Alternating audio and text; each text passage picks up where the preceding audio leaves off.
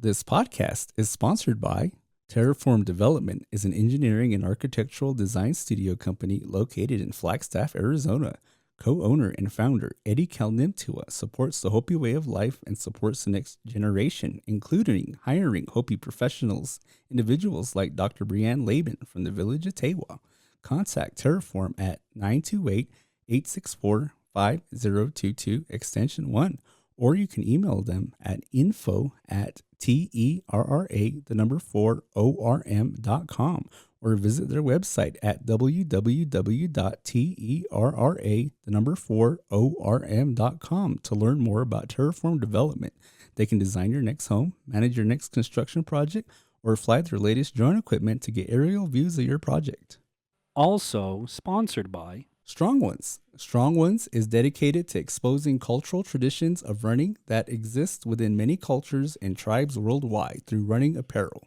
Strong Ones is an individually owned business supporting cultural running traditions and supporting local organizations within the Hopi Reservation. They can be found at strongones.myshopify.com. Again, that's strongones.myshopify.com. They are also on Facebook at Strong Ones 15.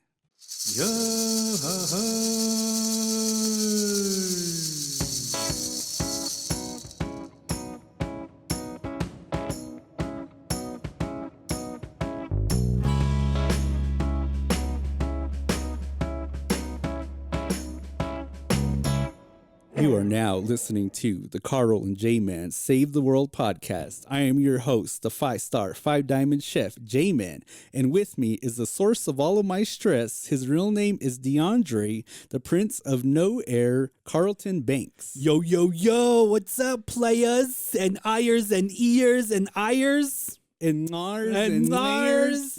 Man, it's good to be back here in the studio. It feels like we've been gone for a while. It does actually feel like we've been gone for a while. I think the inside bit to that is that the last 2 episodes that we recorded both of those on the same day. Yeah, we did, because my best friend, J-Man, actually went hunting. Yeah. Yeah, tell us a little bit about that. What did you not shoot? What did I not shoot? I didn't shoot turkey. Very, very dry out there. So, all of the farmers know that it was a very dry summer, and that dryness affected the woods too and all the animals that live in it. Yeah. So, there's a lot of hunters out there that did not shoot anything because of this dry weather that we're having. So shut up about the hunting, Carl. My turkey comes from Butterball at Safeway, so I think I'm safe right now. So it feels good to be back. It does feel good to be I'm back. really excited about today's topic. Yeah, it for is. today's episode. Yep. And the reason why is because we do have a special guest here in the studio. Yes, special guest here in the studio. And she's going to be sharing her insights with us along the way. So get ready for that. Mm-hmm, mm-hmm. And so just some context for the listeners. I did ban Carl from asking our special guest his favorite voice question. And so we depicted why he asked that question. Basically, J-Man does all the work, and Carl wanted a reason as to why he belonged on the podcast. So, hey, the reason why I keep on asking is because everybody thinks I have a beautiful voice. Well, I learned how to amplify my voice. So, at 5 episodes out from now, I think we'll bring that question back. We'll see about that, because I'm still the reigning champ here. So today's topic is next generation or new generation Hopis. Yeah, new generation Hopis. You were young once, right? I think so. I'm still young and hip and proper, and I still use the lingo like dang and shucks and shoot, like patty whack or whatever they say. But, I think that this topic is pretty good, because I think that you and I have done a pretty good job in the previous episodes kind of laying the foundation and giving good context to, folks that might not be familiar with our reservation about what the mentalities are out here. Yeah. That it really does derive from Hopi culture, from Hopi beliefs. And so, the culture out here is very traditional and, kind of that stick to the way that we've done it type of mentality. Yeah. But then, with us younger folks kind of, I guess, taking places, whether that's in the workplace or within our villages, within ceremonies, kind of our approach to how we do things is kind of changing things a little bit out here on the reservations. It is very, very changing. And we are in that changing times to say that even with our generation, the past generation was saying that, oh yeah, you guys aren't going to learn a lot of Hopi traditions, but yet we're basically the last generation that's trying to uphold the traditional sides of it. Mm-hmm. And then I think that, one thing that I wanted to bring back, I think we did it for like a few episodes, but Hopi word of the day. Your Hopi word of the day for this episode is ilungta. What does that mean, Carl? Ilungta. Mm-hmm. I don't think I ever heard anybody say ilungta. And so what ilungta means, and you hear a lot of older people say it pretty often, it means change, or it means changes. Oh, you mean ilunga? Uh-huh. And so, one of the phrases that you hear often by our old people is that ita katsipu ilungta, which means that our lives are changing. And the lives change because whether that's cultural information kind of dissipates, or the shift in the language changes, because even within our own Hopi languages, Carl, I don't know if this is something that you've heard before, but even like the most oldest of generations of Hopis, or even when I was a kid, you hear them kind of say things like, the way that people speak Hopi today is different. Yeah. And it's not really aligned with what their generation, how they spoke Hopi. And the way that I kind of interpreted that was that, maybe back in the day, about 100 years ago, maybe there was a more formal way of speaking Hopi. Yeah, I mean, like my Kwa'a, he would say that long time ago, Hopis used to talk slower than they talk right now. And they used to use the same dialect as every other Hopi. It's just the way that we were brought up, and the way that different structures in the different villages have changed their dialect, or changed the way that they speak. Well, according to most Hopis out here, us third Mesas are the ones that speak the slowest. So I guess we're the ones that are still upholding that tradition. Just Munkabis like to talk slow in the head. That's why. And so, I think that at least, for this topic, it is a good discussion, because then, I think that when you do speak to the elders, kind of a lot of what their concerns are about our communities today is that the younger generation are no longer speaking Hopi. Yeah. Or that some of the cultural practices that used to be enforced a long time ago have changed. Either new practices are being developed as a result of integrating a lot of non-Hopi practices within our culture, things like that. And so, if you think about it, Hopi, we know what Hopi was like 50 years ago, but I guess for today's theme, the question to ask is, what will Hopi look like 50 years into the future? I have no idea. I'm very, very hoping that we get a McDonald's within the 50-year span. So that's my hope right now. I thought you were hoping for a Christie's within the next 50 years. The Christie's with the Waffle House attached next to it. So that's a joke from a past episode. Go listen to our past episode if you haven't heard about that. So it'll make you laugh.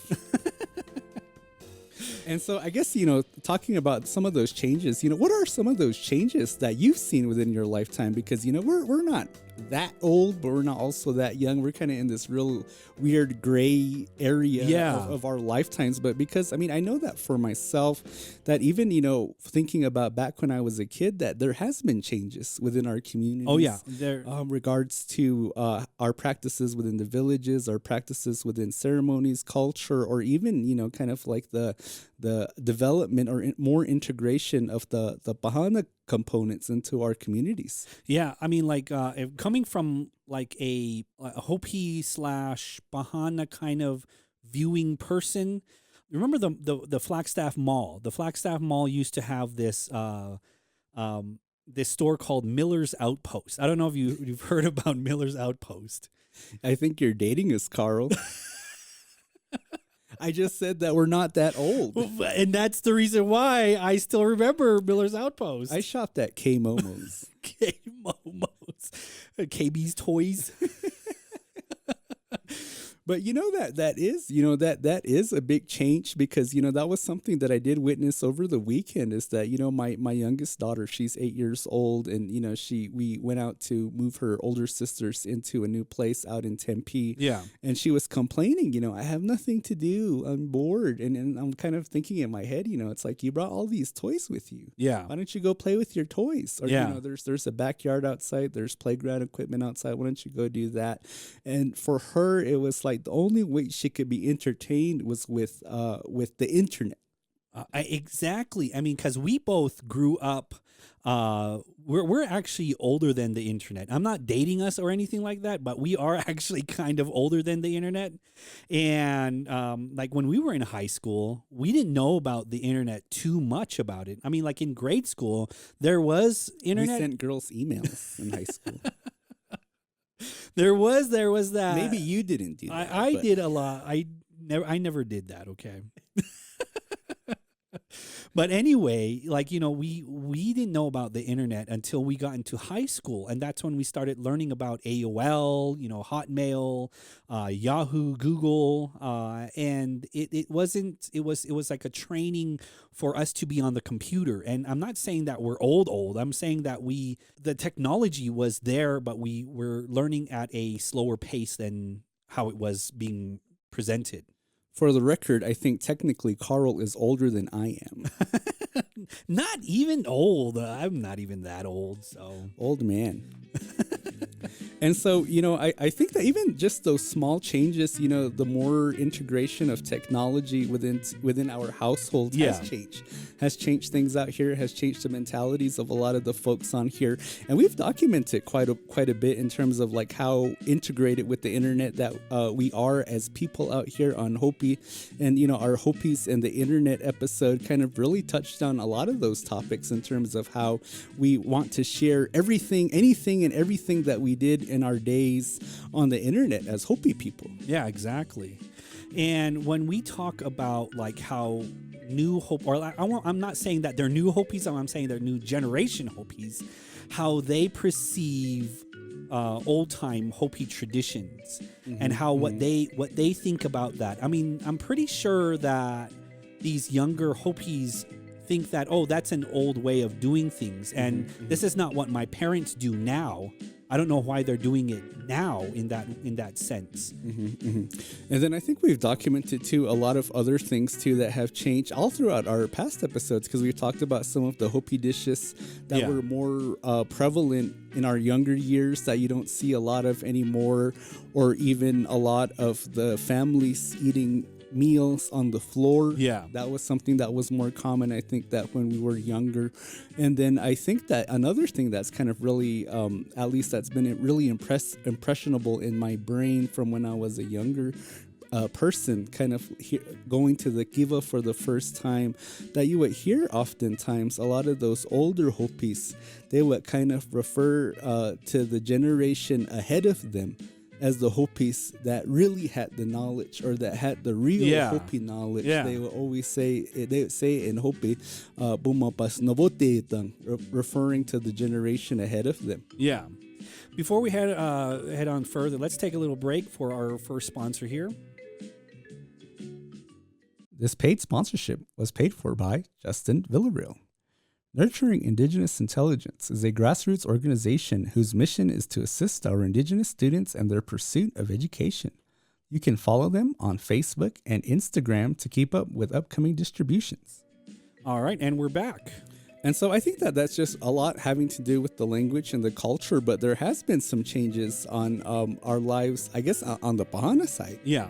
What are some of those changes? I mean, like when you talk about like the Bahana changes, I mean, you talk about like infrastructure, and you talk about economic structures, and you talk about how Bahanas perceive Native Americans now. Because when we were going to school, we went We were Indians. we were then. Indians back then, and we learned about native cultures in school, and we learned that to an extent where it's like, this was written in 1985, and and even still now, today's books, they require you to learn about Native American. It wasn't required for us to learn about Native Americans. And then now in 2020, we're indigenous. Yeah, and now in 2020, we're indigenous people here.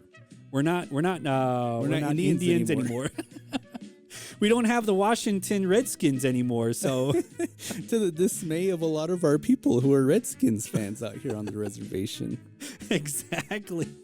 So, I mean, there's a lot of changes that do happen and do occur, but when you're talking about cultural aspects in cultural, I would say like cultural turning, there is a lot of different aspects in how we perceive culture now, or Hopi culture now. Like take for example, like when we used to like go to going hunting, there used to be like this process where you go hunting, where a trained or like this person who's in a society makes you prayer feathers in order to go hunting, and you take that with you for a good hunt.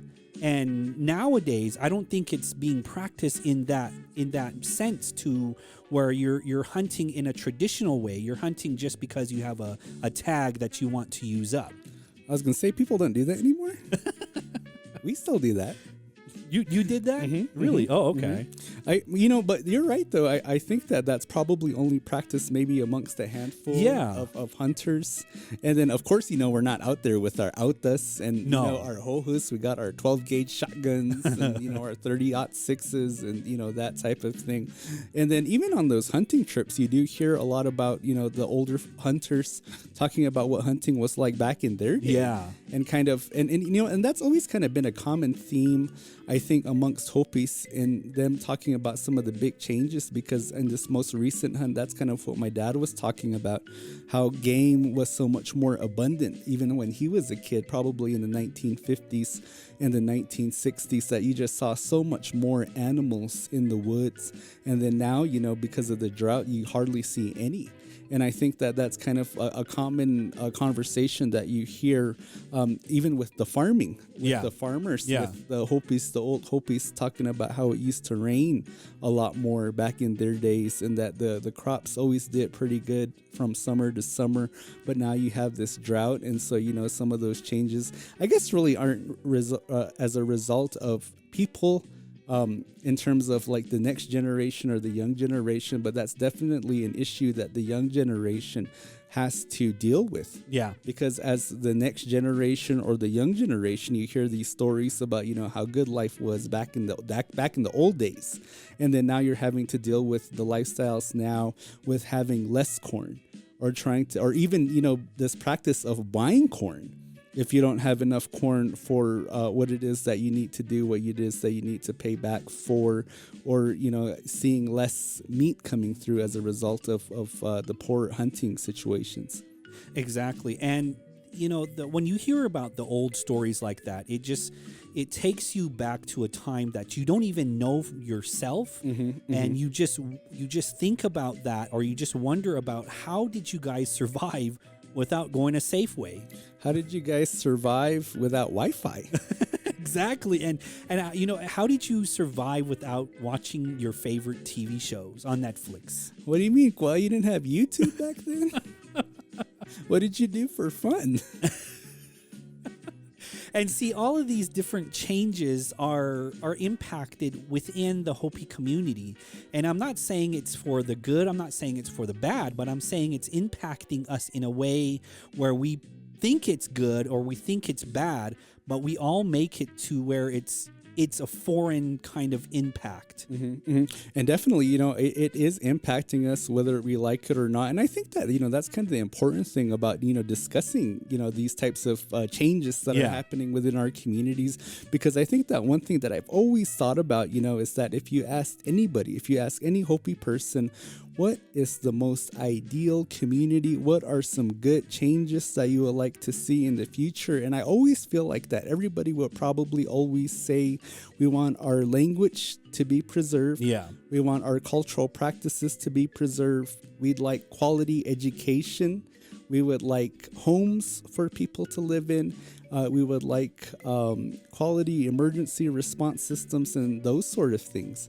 And so with the knowledge of the old, with the energy of the new, how do we make that happen? Yeah, exactly. And I mean, those are the types of things that we all ask. And I'm not saying anything against the Hopi tribe here, or against the Hopi Council, but there's been a lot of talk about infrastructure over the past years, saying that we're going to be doing this for our children, we're going to be doing this for our generations end, but nothing has been done to fulfill their statements or to fulfill their words in a change there. The casino monies hasn't come in yet. That's why. Exactly. We're going to take another quick break here for our sponsor. The Indigid Design Collab are Indigenous designers collaborating to bring creative people and ideas closer together through education, communication, and creative expression. They explore, cultivate, and indigenize space.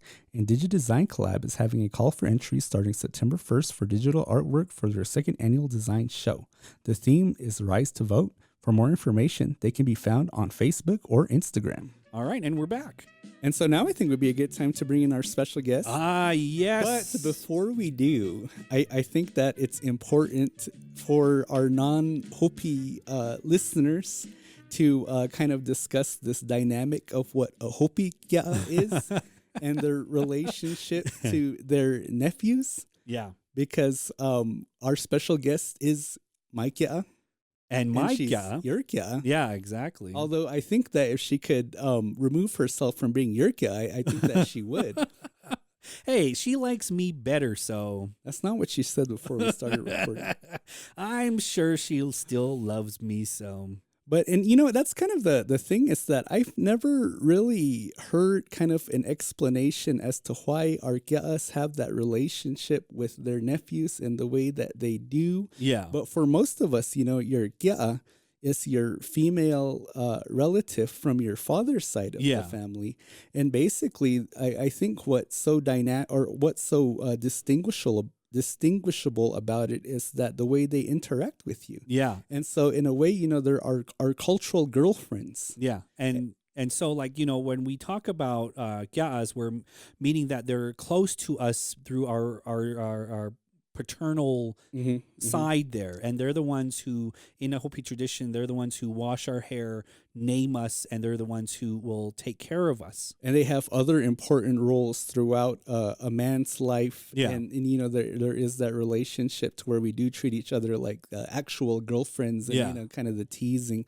And so that's who our guest is today. Yeah. So let's go ahead and bring her on here. Her name is Kelsey Onsae, and she took my last name because we're married. Let's bring her on. And she's my girlfriend on the side. Kelsey.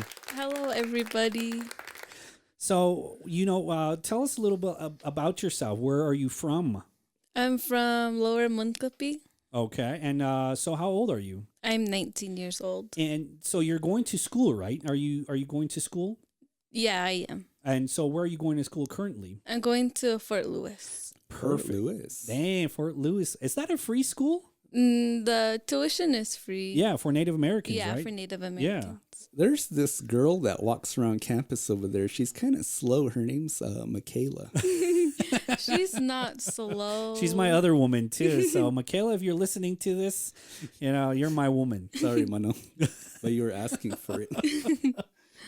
And so Kelsey is here with us, and you're, you know, like Carl asked, you know, she is a younger member, and so we definitely want to get what her perspectives are on what the new generation of Hopis are and what our communities are. And so I think that some of the things that we touched upon in our early dialogue about the changes that have happened in our communities, one of the big changes is the shift in culture, in language. And, you know, that's something that's kind of always been a big discussion out here on Hopi, is that a lot less people are speaking the Hopi language. But from your experiences, do you feel that you're supported in learning the Hopi language, or what has your experience been with the Hopi language? Growing up, my soul would teach a Hopi Lavai class, and we would go every summer to learn and relearn things that we may have forgotten over the school year.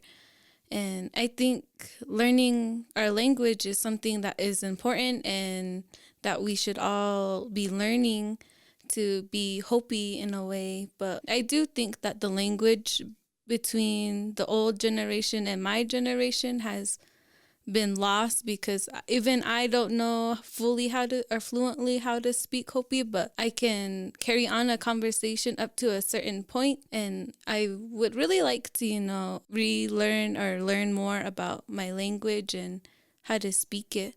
So, like, I mean, like when we talk about language so often, we talk about how we as our generation still tries to hold on to trying to speak that language. But when we talk about how the younger generation is, we have to teach them how to hold on to that. It wasn't a given to say that, oh, I want to hold on to it. Now we have to tell them, you have to hold on to your language now. And I guess that's kind of the difference between our generation, J-Man and I's generation versus Kelsey's generation, is that she has to be taught to learn how to hold on to the language, rather than we have to say that when we say that we are trying to keep that traditions alive. Mm-hmm, mm-hmm. And so, Kelsey, can you tell us also too, at least the best that you can, in terms of like your involvement with our culture, maybe some of the dances that you've been involved with? How does that make you feel? Like, does that kind of reaffirm your identity as a Hopi person, and does it make you feel more encouraged to learn to speak your language? Yeah, it does. Like doing social dances like butterfly and buffaloes. During that time, I feel like most close to my culture, because you hear everybody, like the older generation, you hear them speaking your language, and you start to hear the younger generation, like the boys, when they sing, you're able to hear like things being passed down from generation to generation, and it makes you feel good about what you're doing and what you are learning from elders and your family members. Nice. And and then I think that another question for you, and because I guess really the theme of this today's episode is really change. And I know that it's very noticeable that a lot of non-Hopi cultural, I guess not necessarily really practices, but elements are kind of being integrated with our dances now. And I think that the big one right now is powwow. Yeah. And so, there are more Hopis, mostly younger Hopis, that are involved with powwow and kind of integrating elements of what that is into our ceremonies. From your perspective, from a younger person's perspective, why do you think that more Hopis are gravitating towards that? And are there any teachings that you've learned from your elders in regards to participating in something like powwow? I think that it's interesting that they're leaning towards powwow, because in our culture we don't have anything similar to powwow, and I think that it's something that they learn to listen to because it's all over the internet. And I think a lot of natives kind of think that they're all the same in a way, like they take part of other tribes' traditions in a way, like how we have some dances that are similar to other tribes. And so I think this is another way of them showing their respect in a way to integrate our language and our songs with powwow.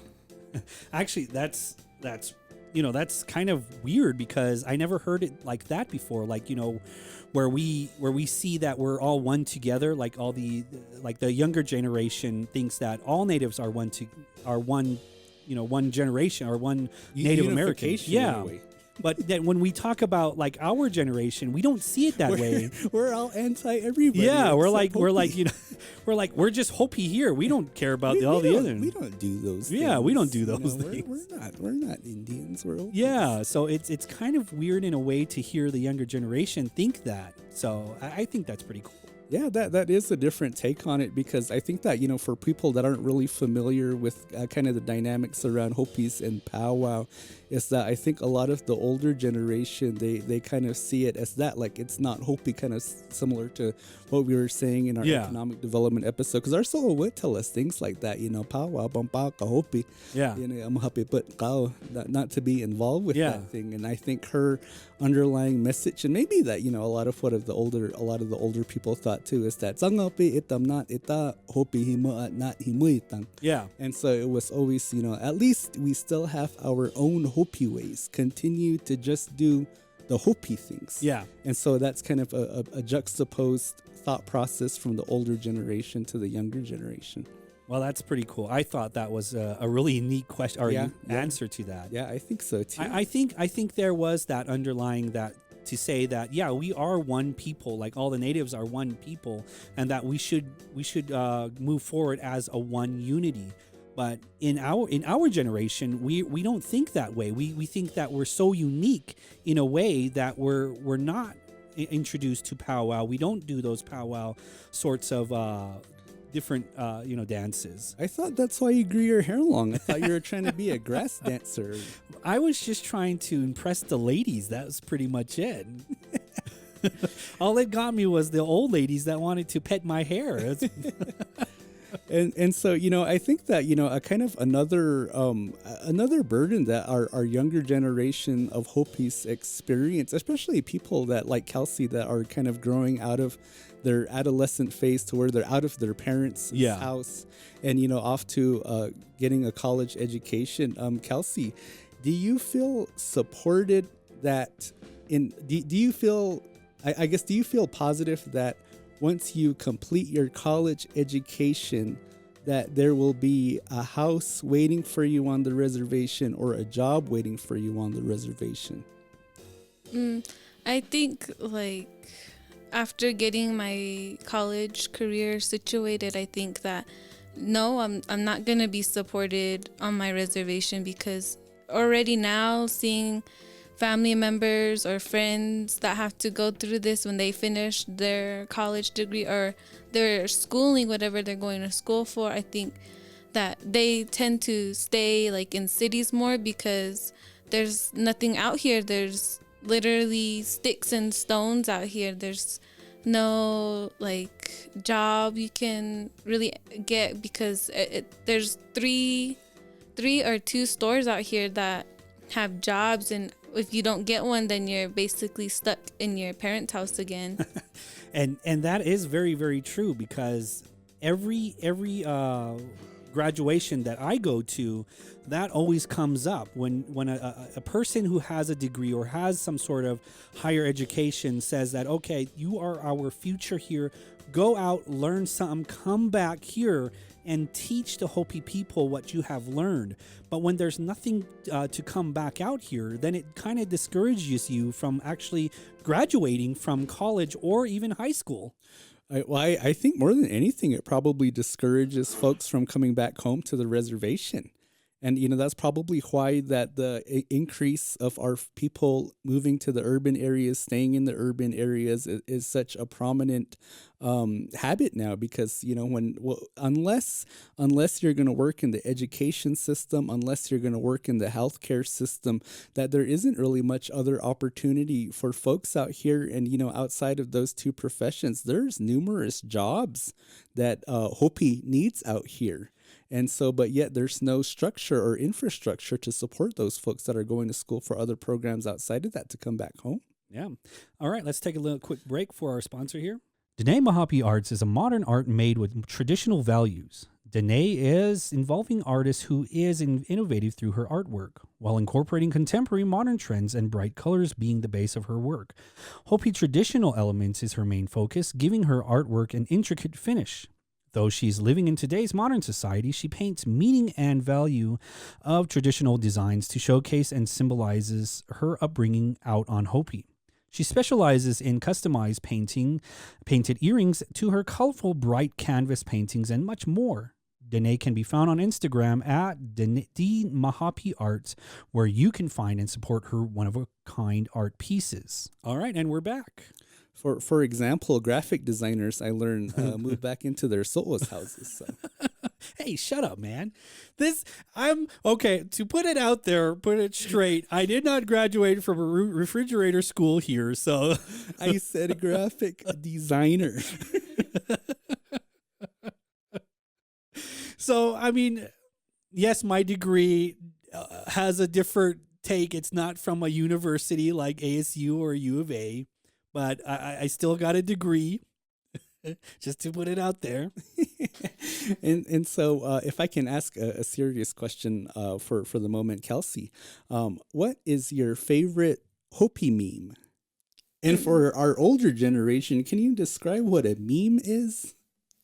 A meme is a funny picture with a funny phrase on it. It can be literally anything so silly.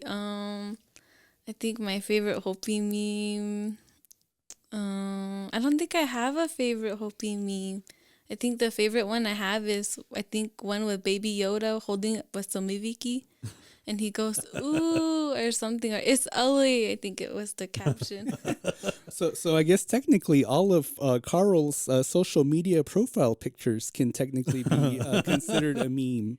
No, I mean like my favorite meme is there's this one hunter that's sleeping on a tree, and there's a deer that's eating his food there, and it said Sita's first hunting trip.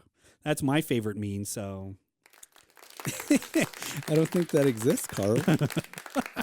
It exists in my head. and so I guess to keep the discussion moving forward, kind of talking about, I guess, I think that some of the issues with our youth today is that there is this generation gap between the younger people and the older people, and I know that there are some stereotypes because you hear our older people often kind of talking about the youth and kind of what their interpretations are on who they think that they are. And so I know that one of the kind of underlying themes that you hear a lot, especially in regards to the culture, is that sometimes you hear a lot of older folks say that I don't speak Hopi to my kids, grandkids, etc., because I don't think that they understand what I'm saying. Yeah. So Kelsey, what are some other stereotypes or misconceptions that you think older people have about the younger generation of Hopis?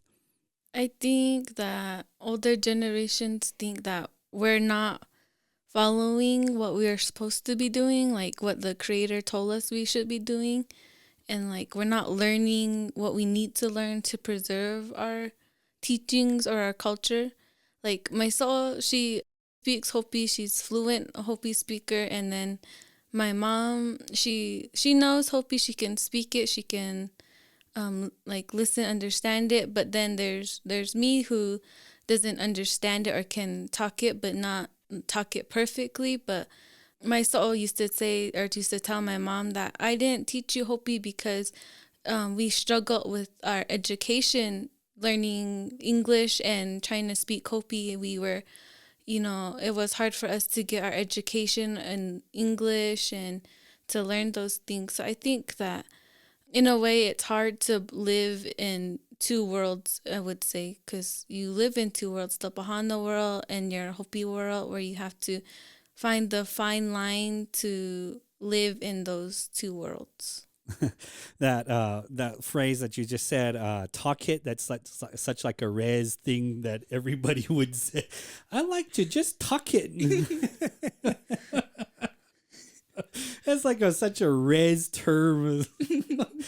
Did you just talk it to him? Speaking of res terms, Kelsey, we had this question, and you'd probably be the best person to answer this for us. For your generation growing up, do you guys still say the res slangs like the knees and the us liars and all of that? Yeah, we still say that. on the way over here, I was doing that a lot in the car with Carl, and I was thinking about the past podcast, and I was like, oh my God, I really do sound like that. I really say every 5 minutes or us. And then I catch myself. And I remember growing up, my sister would always get mad at me for saying that because I went to the day school for first grade, and then I went to the boarding school for second grade. And I remember when I went over there, you know how Navajos go, ah. And I remember going home one day and my sister got after me. She said, how come you're always saying that? You're not Navajo. You're supposed to say, because I have older girls, and I couldn't tell if that's something that they kept up, because they would say like the lits and fires and, you know, calling everybody bruh, even myself and my wife. And we're like, do they still say me or nah or all of that? So that's weird because I still say like is, like, you know, that's like such a Hotvilla word. Like, you know, that it's like, I think I overuse that a lot. I always thought is was kind of more of a ladies thing. And that's the reason why, because, you know, you hear it because Solo says that. And so I kind of just pick up on that. And so I'm like, it's really. And so Kelsey, if there was kind of obviously you have the platform now, what message do you have for our older people in terms of, you know, helping them to kind of learn more about the younger generation and what your guys' mentalities are? My advice, I guess, would just be to be understanding, like, things can't stay the same forever and things have to change in order to understand, like, the younger people, what they're going through and the things that they're exposed to. Because even, like, my mom is different. She grew up different than me. She's always telling me stories like, oh, we did this and it was so much safer to go out and, like, play during my time. And then when you guys are growing up, you hear so many stories of, like, children being abducted or, like, walking off in the middle of the night and stuff like that. And so it really, you really have to kind of stop and think, like, what is the best way to understand, like, the changes that are going on in the world, especially if they're set in a certain mindset for so long that they grew up with. And I think that's just something that they have to understand. It's just, understanding where we're coming from and what we're exposed to. Huh. That's actually really good advice to a lot of the youngsters out there, especially because we as the generation before you, we have already a mindset of how we want to see the world and how we perceive the world. But and the generation before us has the same mentality in how they saw the world and how they want to see the world. Mm-hmm. And so it's that line that keeps on cutting off. It's not a straight line. It's always that line that keeps on lining. That line that keeps on lining up. It's that line that's jagged in a way, but it keeps on moving forward. And, you know, I think that, you know, what I just now thought of too is that, you know, this generation does kind of have a difficult pathway ahead of them, because then, you know, you're kind of burdened with the weight of continuing our language, continuing our culture, but yet now the Bahana way is so prevalent in our lifestyles that in addition to that, go get a college education, come back here and do our economic development, fix our educational system, fix our healthcare system. And so, you know, it's a lot for, you know, a generation of people, a generation of Hopis to undertake. Yeah, exactly. And so, like, when we talk about, like, the infrastructure of Hopi, who are we actually talking to if we're not talking to our younger generation? Mm-hmm. Or talking to each other. And that's the hard part about it, is that we think that we're doing something good as far as keeping our traditions alive. But like I said before, in order to move forward, we have to break that apart, tradition and Bahana ways, in order to move forward with infrastructure and to move forward with economic development and move forward with the generation that is now going to be taking over. Mm-hmm, mm-hmm. And then, so Kelsey, the next question that I have for you is that, do you feel that the youth has a good support system out here on the reservation in terms of like programs for youth, or that youth has a place to where their voices, where they feel like their voices can be heard? I think that there is a good pathway leading to it. I think a lot of people now are starting to understand more some of the things that the younger generation is going through. So I think it's it's really good to see some people who are stepping up on their platforms to help to educate people, like even if they're like emotions or like activities for school. I think that there are some really good programs that are starting to evolve now and are coming available to students now, and not even just students, like young adults. I think there's good programs for them now. That's good to hear. And, I agree with that too. I think that a lot of people are starting to pay more attention to our younger generation, to our younger folks, and to be able to create that for us. But, we're quickly running out of time. So I think the question maybe for all three of us is that, as new leaders, because Carl and I technically were part of this next generation too, is that, how I guess what is the most ideal future that you see for Hopi? And so, maybe Kelsey can answer that first, and then Carl. I think my ideal future for Hopi would be, I guess, finding a way to help our people more than just talking it, just speaking on that word. I want to see our community flourish with more job opportunities, with more help, support. And I want to see, the people to stop, using drugs as an outlet or doing something that's not good, because we want to sustain our culture and our way of life. And I think the only way that can get better is by bettering our community, bettering our education system, and finding ways to help our community, because it's really needed, and it's sad to see that our community is going down. That actually is a really good answer there. And just going off of with what Kelsey was saying is that yes, there needs to be that help, but who are we actually asking to help us? I mean, we can't help. We can't ask the tribe, because all they're in for is just trying to keep their jobs in order. And we can't help. We can't ask our parents, because they're trying to do their parental work. And we can't ask the older, because they don't know anything about how to infrastructure new Hopi society, or new society, or new generations, what you call it. So how do we, or who do we ask, and how do we ask that? We can say all that we can, but how do we do that? Yeah, that is a good question. And, for me, I really do think that, it really does take all of us. It takes more than just the people living here on the reservation, that it also involves bringing in our urban relatives and the extensive experiences and skill levels that they have to help fix things out here. Because I think right now we're just really fixated a little too much, I think, in terms of our leadership on people who live out here. And I understand that. I understand that mentality. But then, you think about some of the folks that are living off reservation and what some of the positions that they hold. But in regards to the original question, the ideal future for Hopi, I know mine would be for Carl to recognize his position as the sidekick of this podcast, and moving forward and, renaming the podcast the J-Man Show.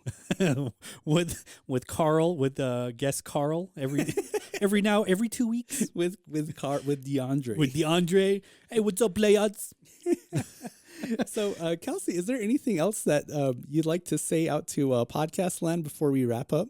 I hope you guys enjoy your day, and hope this podcast was fun, because I find it fun. I thought it was fun. And tell them who your favorite boyfriend is. Is it J-Man or Carl? I'm going to have to go with J-Man. Oh, come on. Hey, well, you're still my wife anyway, so I'll give that to you. I'm having a great day today. So, so before we wrap up today, Carl, we give us some special shout outs. Special shout outs to a few of our diehard fans. Give a shout out to Noel Goyahoma, to Michelle Holden, Joyce Hamilton, and to our boy Millard Kawanyama. All right, give a round of applause for all three of our sponsors. If you want to sponsor us, please go to anchor.fm/CJPodcast85 and become a monthly sponsor for us, and that keeps us on the air. And that keeps us to continue to hire the people that we've hired. Exactly. And that it actually keeps me out of a cardboard box. So, and also too, I think I'd like to give out a special shout out to some podcasts. All right, let's go ahead. That have been featuring us. Of course, shout out to our new friend Jose Acevedo in the Finding Arizona podcast, who we had on last week. And then also too, I think that there's a podcast, I believe they're based in Flagstaff, that you'd like to give a shout out to. Oh, are we talking about Dale podcast? No, they're not. They're not based in. I think they're based in Washington, I believe. Right? Oh, really? Yeah, no kidding. yeah. So my apologies, fellas. Yeah. So shout out to Dale podcast with Jeff, one of my former coworkers, Hastings. So shout out to him. And then also, too, lastly, I'd like to shout out my boy, good friend of mine, Delmar Black Horse. And, he started his own podcast called the Your Auntie's Favorite Podcast. And, shout out to him, to Adrian, Cordell, and Herschel.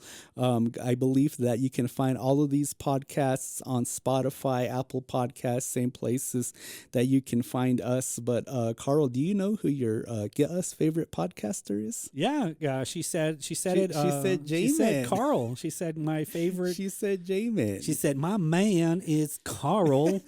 What are you talking about? And quickly before we go off air, that we're close to ending the season. We're close to ending season 2, so we are going to do another giveaway. Another giveaway.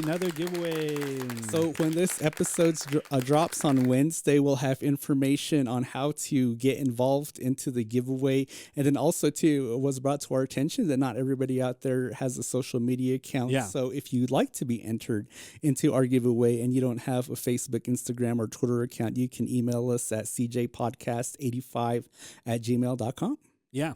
And go to our YouTube site. We're working on that series that we've been talking about. The script has been written, so the script hasn't been written. And we're negotiating my contract right now. Carl doesn't want to pay me what I'm asking If for. you want to become an actor for our YouTube series, please let us know, and we'll put you in one of our series there, in our YouTube series. It's going to be a lot of fun, and we'll bring donuts. And I'll bring myself. Carl will bring donuts. I'll bring myself. All right. Well, thank you again for listening to Carl and J-Man Save the World. My name is Carl, and this is my best friend, J-Man. So long. Bye.